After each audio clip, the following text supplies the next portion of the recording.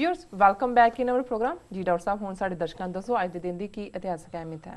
सिख इतिहास के हवाले नाल 1838 दे विच अज दे दिन ब्रिटिश सल्तनत सरकारे खालसा महाराजा रणजीत सिंह दी ते शाह शुजा जिन्हों अफगानिस्तान का मुखी बनाया जा रहा सी इन्हां दोनों धिरां वल्लों उन्हां दे विचकार एक संधि हुई, त्रिपक्षी संधि उन्होंने कहंदे ने, ट्राईपार्टाइट ट्रीटी जिहड़ी कि अपने आप दे विच बड़ी वड्डी गल सी कि सिख जिहड़े ने उस खित्ते दे विच तीसरी पावरफुल धिर जिहड़ी है अंग्रेज़ां और अफगानिस्तान दे नाल सी। उहदे च अंग्रेज़ां नूं राइट भी सी कि उन्हां दी फौज उत्थों लंघेगी, सिखां नूं भी उहदे चों इह सी कि भी इस पासे दरा खैबर दे पार पीस होएगी, क्योंकि दोस्त मुहम्मद जिहड़ा उत्थे काबज़ सी वो कोई ना कोई शरारत करदा रहिंदा सी। सो एक सिख राज की रैकगनीशन सी इंटरनेशनल लैवल ते। 1839 दे विच इस तो एक साल बाद ही महाराजा रणजीत सिंह दोबारा अधरंग का दौरा पिया। 2 साल पहला पिया सी, आवाज़ चली गई सी और 1839 दे विच ही उन्हां दी मौत हुई 29 जून नूं। इस बार ऐतवार होएगा 2 दिन बाद जिस दिन उन्हां दी बरसी है। वर्ल्ड हिस्टरी के हवाले नाल 1498 दे विच हुण तुसीं टूथपेस्ट करदे हो ना जी, ये टूथपेस्ट जिहड़ा है 1498 दे विच ही निकलिया। उहदे तो पहलां जिहड़ा है वो दत्त नहीं करदे होणे जां पता नहीं की करदे होणे जी जी।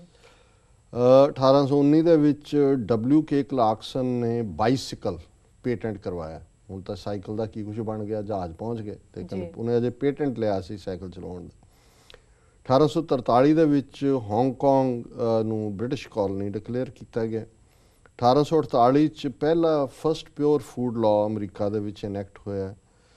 1945 दे विच UN चार्टर 50 देशों ने ऐलानिया। टोरंटो CN टावर बनया 1976 च। नेल्सन मंडेला ने 1991 च कांग्रेस नूं एड्रैस किया और PLO लीडर यासर अराफात जिहड़ा है वो 27 साल बाद गाजा वापस आया। यही वर्ल्ड हिस्टरी के हवाले जी। डॉक्टर साहब तुहाडा बहुत बहुत शुक्रिया। साडा सवाल है, भारत के प्रधानमंत्री नरेंद्र मोदी ने कहा है कि मेरी सरकार नूं कोई भी हनीमून पीरियड नहीं मिलिया, की है इस कमेंट का मतलब डॉक्टर साहब? देखो 1 महीना कंप्लीट हो गया उहदे राज नूं और 1 महीने च ही जिहड़ा बहुतियां दा बुखार तां लथना शुरू हो गया, जिन्हां नूं सी कि भी पता नहीं मोदी आएगा, अब की बारी मोदी सरकार की करेगा जी। सो उन्हें अपने ब्लॉग दे विच लिखिया है कि जी देखो यूजली 100 डे हनीमून पीरीयड हुंदा है। उन्होंने को पूछे भी तू तां घर वाली छड्ड के दौड़ गया घरों, तू किहड़े हनीमून दीयां गल्लां करदा जी। नहीं पहलां ही ये शब्द भी ठीक नहीं है जी इस किस्म का, पर वो कहते जी मैनू तो दिता ही नहीं हनीमून पीरीयड। कहने का मतलब है मेरा क्रिटिसिज्म शुरू हो गया। क्रिटिसिज्म तुसी इस 30 दिनों के विच तुसी सारे नॉर्म तोड़े, नर्मदा दे उत्ते 17 फुट उच्चा उन्होंने करन दा सारे एनवायरनमेंट के ला पासे रख के उन्होंने सुट्टिया। साउथ दीयां स्टेटां दे विच ये आर्डर कढ़ के जी सब हिंदी दे विच काम करो, वो पार्ट करता है। इधर रेलवे के किराए रेलों के इस कदर वधा दिते कि उधर रेल का एक्सीडेंट हो रहा है, जिन्होंने बड़ी एफिशेंट कहते सी जी पहली सरकार की करती है। ये काम जिहड़ा शुरू किया है और किस किस्म के उन्हों का जिहड़ा कुल मिला के जिस इस 1 महीने दे विच कल ही सुब्रामणियम नां दा एक जिहड़ा सुप्रीम कोर्ट कॉलेजियम ने जिन्होंने जज सुप्रीम कोर्ट का डिकलेयर किया सी, उहदे खिलाफ इनकुआरी मार कराती। नतीजे के तौर पर उन्हें कहा जी मैं बनता ही नहीं जज। उन्होंने कहा भी तो ये तुसीं सियासत कर रहे हो, जुडिशरी दे विच ये काम कर रहे हो। पहला मिनिस्टर उहदा आया जिहड़ा उन्हें उहदे PMO च उन्हें कहा जी असीं डिबेट करावांगे 370 रखनी है कि नहीं रखनी। उन्हें वो कुछ क्रिएट कर दिता है। सिविल लॉ नूं तोड़न दीयां गल्लां जिहड़ियां ने और जिहड़े मिनिस्टर लए ने 1/3 उहदे चों क्रिमिनल ने। सो 1 महीने दे विच ही इराक दे विच हुण किन्ने पहलां सी जी 70 पंजाबी 200 हुण 900 मुंडा फसिया होया। अज 2 हफ्ते तो ज़्यादा का टाइम हो गया। कित्थे है इंडिया की डिप्लोमेसी? हुण तक अमरीकन सिटीजन हुंदे, फ्रेंच हुंदे, ब्रिटिशर हुंदे, हुण तक उन्हां दे जहाज़ भी लगे हुंदे, गवर्नमेंट का भी प्रैशर हुंदा, सारे घरों घरी आए हुंदे। जिहड़े 10 12 15 आए ने उन्हां दा भी ये कहना है कि जी असीं तां उत्थे एक लभ्या कोई साउथ इंडियन $400 रिश्वत दे के पासपोर्ट लए ने, उन्हां दे नाल असीं बाहर निकले जी। ते ये दे रहे ने सब सरकार पंजाब सरकार करेगी उन्हां नूं कड्ढण दा। तुसीं कड्ढो तां सही उन्हां नूं जी, वो तो बेचारे पैसे दे के रिश्वतां दे के इधरों उधरों निकल रहे हैं। सो असीं समझते हैं कि भी ये सारा जिहड़ा मोदी का एक बड़ा बनाया होया सी, वो इसलिए कह रहे जी मैनू हनीमून पीरीयड नहीं दिता क्योंकि बहुत सारे जिहड़े उहदे उन्होंने कहते सी चलो चांस तो दिओ, उन्होंने भी 1 महीने दे विच नज़र आ रहा है कि आने वाले टाइम च एडमिनिस्ट्रेशन स्टाइल की होएगा। ये तो आर्डर कढ़ते हैं जी हिंदी लागू कर दो, ਤੇ ਜਦੋਂ ਰੌਲਾ ਪਿਆ ਫਿਰ ਕਿਹਾ ਜੀ ਨਹੀਂ ਨਹੀਂ ਅਸੀਂ ਇਦਾਂ ਥੋੜੀ ਕੀਤਾ ਸੀ, ਅਸੀਂ ਤਾਂ ਇਹੀ ਕਿਹਾ ਸੀ ਕਿ ਜੀ ਹਿੰਦੀ ਬੋਲਣ ਵਾਲੀਆਂ ਸਟੇਟਾਂ ਲਾਗੂ ਕਰੋ। ਹੁਣ ਇਸੇ ਤਰ੍ਹਾਂ ਜਿਹੜਾ ਉਹ ਮਿਨਿਸਟਰ ਸਾਬਕਾ ਜਰਨਲ ਹੈ, ਉਹਨੇ ਜਿਹੜਾ ਨਵਾਂ ਜਰਨਲ ਸੁਹਾਗ ਬਣਾਇਆ ਉਹਦੇ ਖਿਲਾਫ ਕਿਹਾ ਕਿ ਜੀ ਇਹ ਤੇ ਗੁੰਡੇ ਔਰ ਡਕੈਤ ਨੂੰ ਜਰਨਲ ਬਣਾਉਣ ਵਾਲੀ ਗੱਲ ਹੈ, ਆਪਣੇ ਬਲੌਗ 'ਚ ਲਿਖਿਆ। ਉਹ ਅਰੁਣ ਜੇਤਲੀ ਮਾਫੀ ਮੰਗ ਰਿਹਾ ਕਿ ਨਹੀਂ ਨਹੀਂ ਨਹੀਂ ਜੀ ਅਸੀਂ ਉਹਨੂੰ ਜਰਨਲ ਪੱਕਾ ਰੱਖਾਂਗੇ। ਹੁਣ ਜੇ ਮਿਨਿਸਟਰਾਂ ਦੀ ਇਹ ਕਰਤੂਤ ਹੈ, ਜੁਡੀਸ਼ਰੀ ਤੁਸੀਂ ਇੰਟਰਫੀਅਰ ਕਰ ਰਹੇ ਹੋ, ਸਾਊਥ ਦੇ ਵਿੱਚ ਤੁਸੀਂ ਜਾ ਕੇ ਗੜਬੜ ਕਰ ਰਹੇ ਹੋ, ਔਰ ਇਹ ਸਾਰਾ ਤੇ ਤੁਹਾਡਾ ਆਉਣ ਵਾਲਾ ਏਜੰਡਾ ਕੀ ਹੋਏਗਾ? ਮੈਂ ਸਮਝਦਾ ਵੀ ਬਹੁਤ ਜਲਦੀ। ਔਰ ਮਹਿੰਗਾਈ, ਉੱਥੇ ਗੰਢਿਆਂ ਦਾ ਭਾਅ ਦੇਖੋ, ਦੂਜਿਆਂ ਦਾ ਦੇਖੋ, ਮਤਲਬ ਉੱਥੇ ਅਸਮਾਨ ਨੂੰ ਛੋਈ ਹੋਈ ਹੈ, ਛੋਈਆਂ ਨੇ ਕੀਮਤਾਂ ਸਾਰੀਆਂ ਜੀ। ਸੋ ਇਹ ਉਹਦਾ ਕਹਿਣ ਦਾ ਮਤਲਬ ਹੈ ਇਹ ਸਾਰੇ ਜੀ। ਬਿਲਕੁਲ ਡਾਕਟਰ ਸਾਹਿਬ, ਹੁਣ ਤੁਸੀਂ ਸਾਡੇ ਦਰਸ਼ਕਾਂ ਨੂੰ ਦੱਸੋ ਅੱਜ ਦਾ ਵਿਚਾਰ। ਅੱਜ ਦੇ ਵਿਚਾਰ ਲਈ ਅਸੀਂ ਬਾਬਾ ਫਰੀਦ ਜੀ ਦੇ 2 ਸ਼ਲੋਕ ਚੁਣੇ ਨੇ, ਪਰ ਉਹਨਾਂ 2 ਸ਼ਲੋਕਾਂ ਦੇ ਨਾਲ ਹੀ ਮਹੱਲਾ 5ਵਾਂ ਦੇ ਗੁਰੂ ਅਰਜਨ ਸਾਹਿਬ ਦੇ ਵੀ 2 ਸ਼ਲੋਕ ਉਹਨਾਂ ਨੇ ਫਰੀਦਾ ਸ਼ਬਦ ਨੂੰ ਐਡਰੈਸ ਕਰਕੇ ਲਿਖੇ ਨੇ, ਜਿਹੜੇ ਕੋਈ ਜ਼ਰੂਰੀ ਨਹੀਂ ਕਿ ਕੋਈ ਫਰੀਦ ਜੀ ਨੇ ਗਲਤ ਲਿਖਿਆ ਤੇ ਗੁਰੂ ਸਾਹਿਬ ਨੇ ਕਰੈਕਟ ਕੀਤਾ, ਜਿਵੇਂ ਕਈ ਕਹਿਣਗੇ ਇੰਟਰਪ੍ਰੀਟੇਸ਼ਨ। ਇਹ ਇੱਕ ਸਟਿਮੂਲੇਸ਼ਨ ਹੁੰਦੀ ਹੈ, ਜਦੋਂ ਇੱਕ ਕੋਈ ਲਿਖਦਾ ਹੈ, ਕਹਿੰਦਾ ਹੈ, ਉਹਦੇ ਨਾਲ ਦੂਜਾ ਇੰਸਪਾਇਰ ਹੁੰਦਾ ਹੈ, ਰੂਹਾਨੀ ਦੁਨੀਆ ਦੇ ਵਿੱਚ ਹੁੰਦਾ ਹੈ। ਸੋ ਫਰੀਦ ਜੀ ਦਾ ਪਹਿਲਾ ਸ਼ਲੋਕ ਹੈ ਜਿਹੜਾ ਕਿ ਸ਼ਲੋਕ ਨੰਬਰ 80 ਹੈ। ਫਰੀਦਾ ਰਾਤ ਕਥੂਰੀ ਵੰਡੀ ਹੈ, ਸੁੱਤਿਆਂ ਮਿਲੈ ਨਾ ਭਾਓ, ਜਿਨ੍ਹਾਂ ਨੈਣ ਨਿੰਦਰਾਵਲੇ ਤਿਨਾਂ ਮਿਲਣ ਕੋ ਆਓ। ਹੁਣ ਕਥੂਰੀ ਜਿਹੜੀ ਹੈ ਉਹਨੂੰ ਮਸਕ ਕਹਿੰਦੇ ਨੇ ਅੰਗਰੇਜ਼ੀ ਦੇ ਵਿੱਚ, ਹਿਰਣ ਦੇ ਵਿੱਚੋਂ ਨਿਕਲਦੀ ਹੈ ਉਸ ਦੀ ਖੁਸ਼ਬੂ, ਕਸਤੂਰੀ, ਔਰ ਬਹੁਤ ਮਹਿੰਗੀ ਹੁੰਦੀ ਹੈ ਜੀ। ਸੋ ਉਹ ਇਹ ਕਹਿੰਦੇ ਨੇ ਵੀ ਰਾਤ ਜਿਹੜੀ ਹੈ ਕਸਤੂਰੀ ਵੰਡੀ ਜਾ ਰਹੀ ਸੀ, ਪਰ ਜਿਹੜੇ ਸੁੱਤੇ ਸੀ ਉਹਨਾਂ ਨੂੰ ਤਾਂ ਆਪਣਾ ਹਿੱਸਾ ਮਿਲਿਆ ਹੀ ਨਹੀਂ ਜੀ। ਸੁੱਤਿਆਂ ਮਿਲਿਆ ਨਾ ਪਾਓ, ਜਿਨ੍ਹਾਂ ਨੈਣ ਨਿੰਦਰਾਵਲੇ, ਜਿਨ੍ਹਾਂ ਦੀਆਂ ਅੱਖਾਂ 'ਚ ਨੀਂਦ ਸੀ, ਤਿਨਾਂ ਮਿਲਣ ਕੋ ਆਓ, ਉਹਨਾਂ ਨੂੰ ਕਿਉਂ ਮਿਲਣੀ ਸੀ? ਹੁਣ ਮਤਲਬ ਇਹ ਹੈ ਕਿ ਇੱਥੇ ਕਥੂਰੀ ਰੱਬ ਦੇ ਪਿਆਰ ਦੀ ਖੁਸ਼ਬੂ ਹੈ, ਕਿ ਜਿਹੜੇ ਜਾਗਦੇ ਨੇ, ਜੇ ਭਿੰਨੀ ਰਹਿਣੜੀਏ ਚਮਕਣ ਤਾਰੇ, ਜਾਗੇ ਸੰਤ ਜਨਾ ਮੇਰੇ ਰਾਮ ਪਿਆਰੇ। ਰਾਤ ਤੋਂ ਭਿੰਨੀ ਰਾਤ, ਤਾਰਿਆਂ ਦਾ ਚਮਕਣਾ, ਔਰ ਜਿਹੜੇ ਜਾਗ ਕੇ ਉਸ ਪਿਆਰੇ ਨੂੰ ਯਾਦ ਕਰਦੇ ਨੇ, ਉਹੀ ਉਸ ਰੱਬ ਦੀ ਕਸਤੂਰੀ ਨੂੰ, ਉਸ ਦੀ ਖੁਸ਼ਬੂ ਦਾ ਆਨੰਦ ਮਾਣਦੇ ਨੇ। ਜਿਨ੍ਹਾਂ ਨੈਣ ਨਿੰਦਰਾਵਲੇ, ਜਿਨ੍ਹਾਂ ਦੀਆਂ ਅੱਖਾਂ 'ਚ ਨੀਂਦ ਹੈ, ਉਹਨਾਂ ਨੇ ਉਸ ਆਨੰਦ ਨੂੰ ਕੀ ਮਾਨਣਾ। ਤੇ ਦੂਸਰਾ ਸ਼ਲੋਕ ਹੈ। ਫਰੀਦਾ ਮੈਂ ਜਾਣਿਆ ਦੁੱਖ ਮੁਝ ਕੂ, ਦੁੱਖ ਸਬਾਇਆ ਜਗ, ਉੱਚੇ ਚੜ੍ਹ ਕੇ ਦੇਖਿਆ ਤਾਂ ਘਰ ਘਰ ਇਹ ਅੱਗ। ਕਹਿੰਦੇ ਨੇ ਕਿ ਮੈਂ ਸਮਝਦਾ ਸੀ ਕਿ ਮੈਂ ਹੀ ਦੁਖੀ ਹਾਂ, ਮੇਰੇ ਅੰਦਰ ਹੀ ਜਿਹੜੀ ਹੈ ਤ੍ਰਿਸ਼ਨਾ, ਈਰਖਾ, ਕਾਮ, ਕ੍ਰੋਧ, ਲੋਭ, ਮੋਹ, ਹੰਕਾਰ ਦੀ ਅੱਗ ਬਲ ਰਹੀ ਹੈ, ਲਾਲਚ ਦੇ ਨੇ ਟੇਕ ਓਵਰ ਕੀਤਾ ਹੈ ਮੈਨੂੰ। ਫਰੀਦਾ ਮੈਂ ਜਾਣਿਆ ਦੁੱਖ ਮੁਝ ਕੂ, ਦੁੱਖ ਸਬਾਇਆ ਜਗ। ਇਹ ਤਾਂ ਸਾਰਾ ਸੰਸਾਰ ਹੀ ਜਿਹੜਾ ਮੈਨੂੰ ਨਜ਼ਰ ਆਇਆ ਕਿ ਵੀ ਇਹ ਦੁੱਖਾਂ ਦੇ ਵਿੱਚ ਹੈ। ਉੱਚੇ ਚੜ੍ਹ ਕੇ ਦੇਖਿਆ।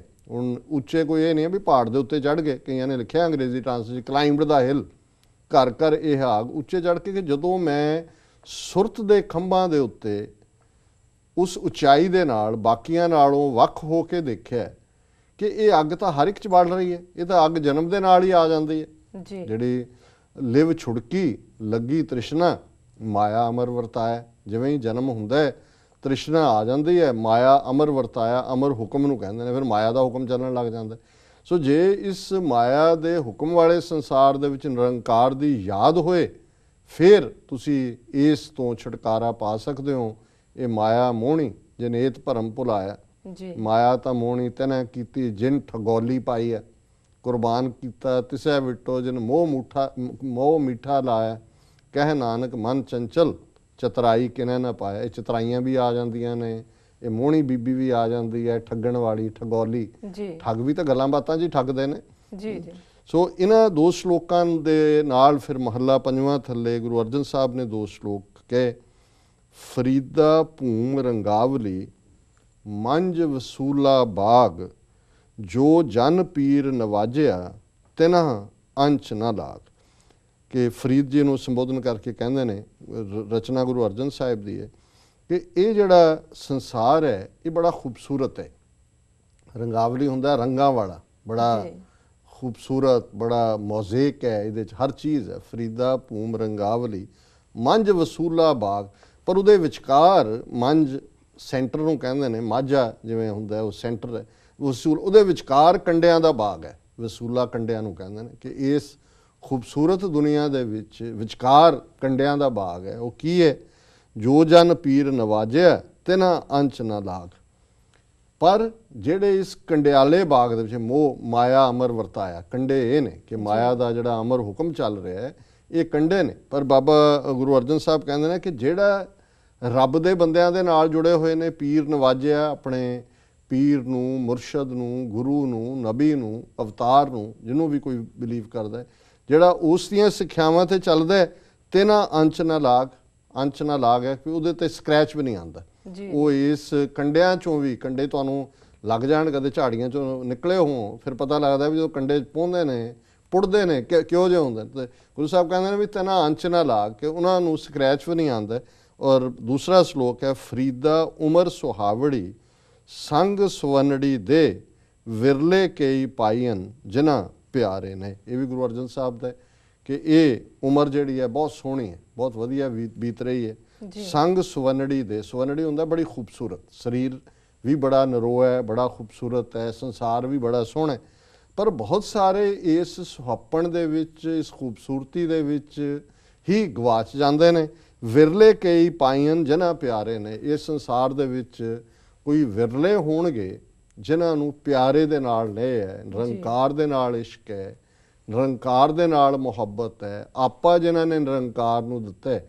ਤੇ ਫਿਰ ਜਿਨ੍ਹਾਂ ਨੇ ਦਿੱਤਾ ਉਹਨਾਂ ਦੇ ਲਈ ਇਹ ਧਰਤ ਵੀ ਸੁਹਾਵੀ, ਇਹ ਧਰਤ ਸੁਹਾਵੀ, ਤਾਲ ਸੁਹਾਵਾ, ਅਸੀਂ ਹਰਿਮੰਦਰ ਸਾਹਿਬ ਦੇ ਕੰਟੈਕਸਟ 'ਚ ਕਹਿੰਦੇ ਹਾਂ।